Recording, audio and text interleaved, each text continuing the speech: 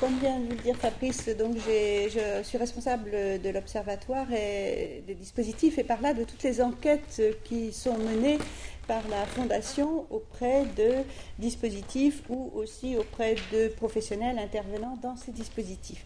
Aujourd'hui, je vais vous parler d'un extrait d'une enquête annuelle que l'on fait auprès de ces dispositifs. En 2009, nous avions fait un volet particulier sur les accueils de jour et dans ce volet particulier sur les accueils de jour, un volet sur le bénévolat.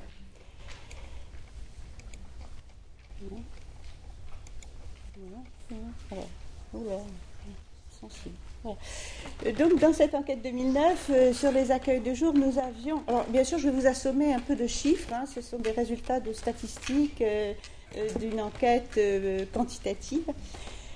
Nous avions, alors, à ce moment, en 2009, recensé 1148 accueils de jour en France qui accueillaient des personnes atteintes de la maladie d'Alzheimer ou d'une maladie apparentée. Ont accepté de répondre à des questions particulières sur leur activité 823 de ces 1148 accueils de jour.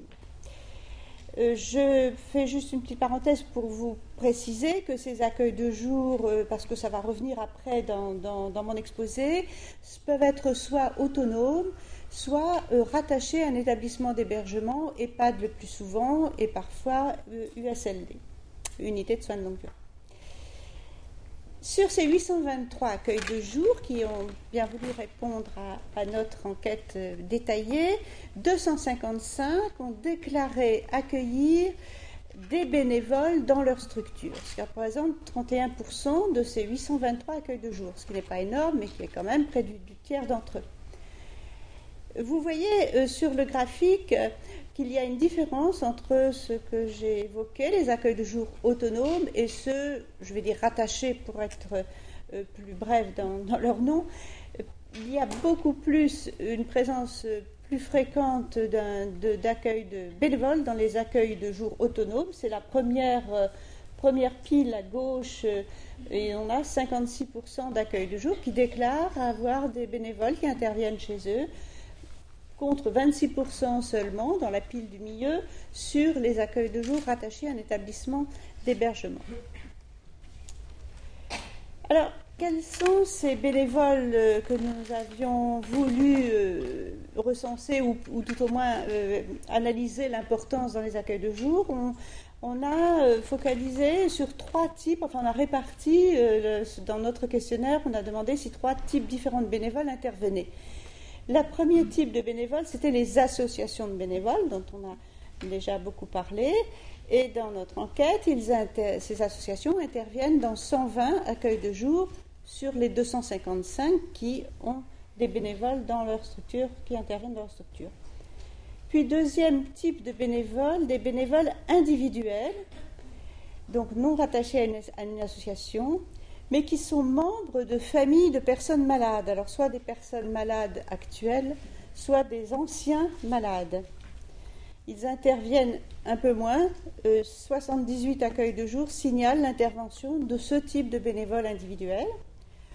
Troisième type de bénévoles, les bénévoles individuels toujours, mais qui ne sont pas du tout membres de familles de personnes malades. Donc, des gens qui ne sont pas du tout impliqués dans la maladie d'Alzheimer, dans leur proximité de personnes autour d'eux.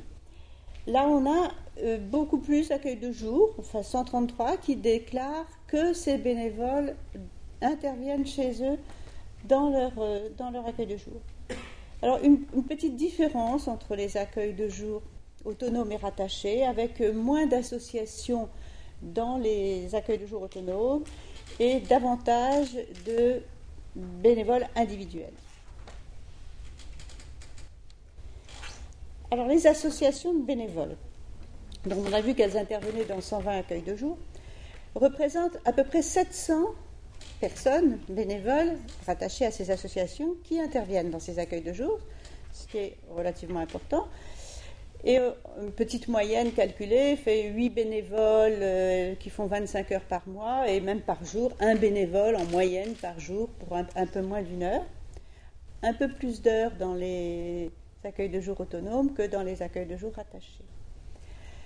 Il nous a paru important de savoir, ça a été évoqué plusieurs fois déjà ce matin, s'il y avait une contractualisation, un contrat entre ces associations pour définir les modalités d'intervention des bénévoles.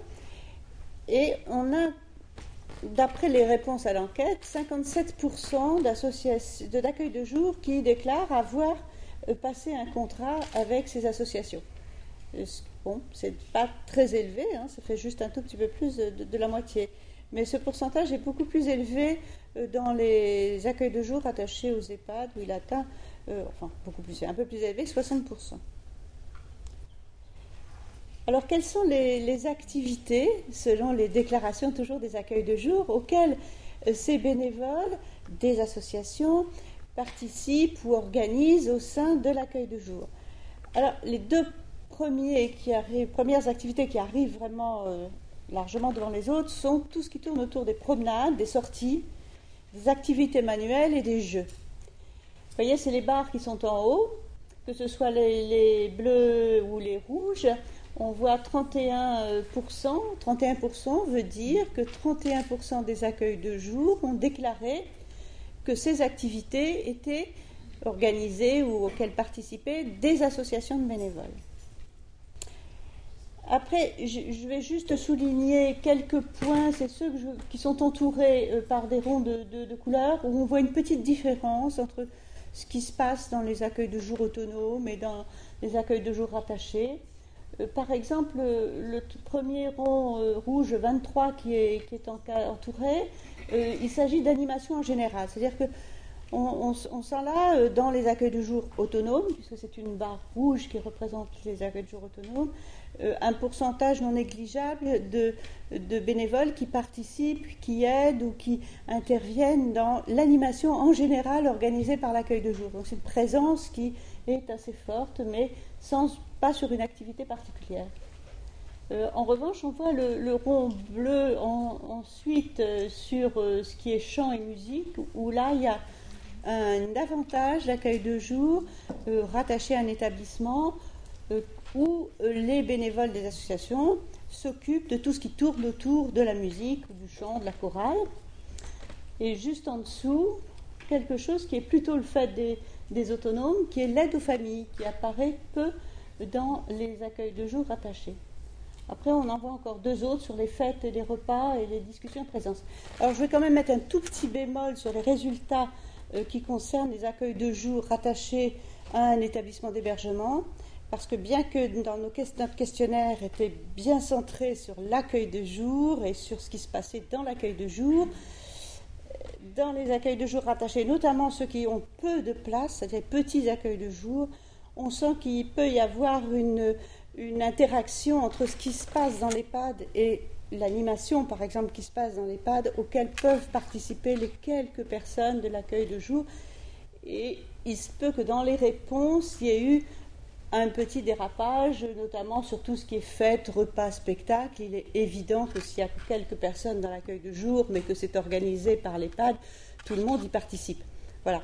Mais en principe, notre questionnaire était bien centré sur ce qui se passe dans l'accueil de jour. Alors, autre type de bénévoles, les bénévoles membres de familles de personnes malades. Alors, on voit que 160 familles ont été déclarées comme intervenantes dans ce cadre dans les 255 accueils de jour.